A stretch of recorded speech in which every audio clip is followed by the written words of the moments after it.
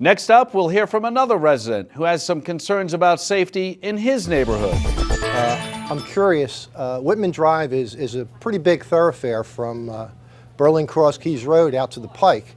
And the issue there is speed. And I know traffic safety does their best to put somebody out there to write tickets, but I noticed that there are an awful lot of roads that are very similar to Whitman Drive that have speed bumps, like Westminster, Barclay Drive in Bells Lake, and you know, we just got done resurfacing the road on Whitman Drive, and it would have been a good opportunity to install, you know, such speed bumps. So I'd like to know if you have any plans to do something like that. Thank you. Well, you're right, Emil. Speeding is a problem, not just on Whitman Drive, but all across town.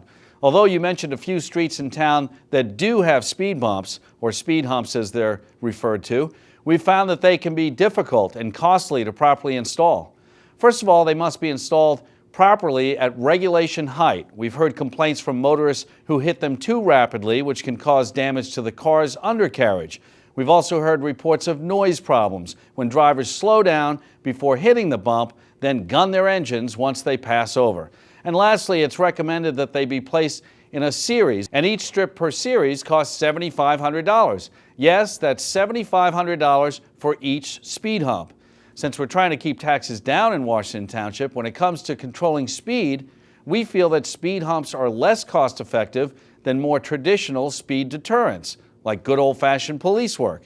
That's why you often see our traffic safety officers enforcing the speed limit on Whitman Drive and throughout town. Now, when I first took office, I received so many complaints about speeders that I worked with the police department to initiate a slow down or pay campaign. It's designed to educate the public and enforce the speeding laws. We placed new speed signs in almost every development, painted the 25-mile-per-hour speed limit on the street, and created the anti-speeding task force to patrol neighborhoods all across town. Since we began educating the public about our Slow Down or Pay campaign, we've been issuing more speeding tickets, thereby reducing the need for costly speed humps.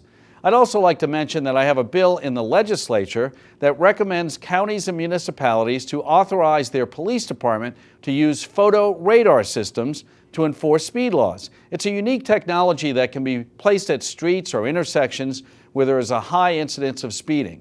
When a vehicle approaches, driving about 8 miles per hour or more over the speed limit, the photo radar unit automatically records a photograph of the vehicle and the license plate. Essentially, there's no hiding from the photo radar. It could become a very effective tool in speed enforcement, and it will eliminate the need for all sorts of extra police officers just to monitor speeding in our neighborhoods. I'll keep you posted on the bill's progress.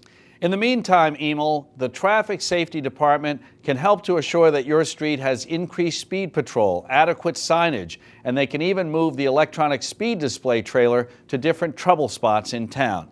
To contact the Traffic Safety Department, just give them a call at 589-6694. Again, that's 589-6694. Or you can email them at traffic@twp.washington.nj.us. It's long, so I'll say it again. traffic@twp.washington.nj.us. Our traffic safety officers are well trained and have passed a battery of tests to gain their position in the police traffic department.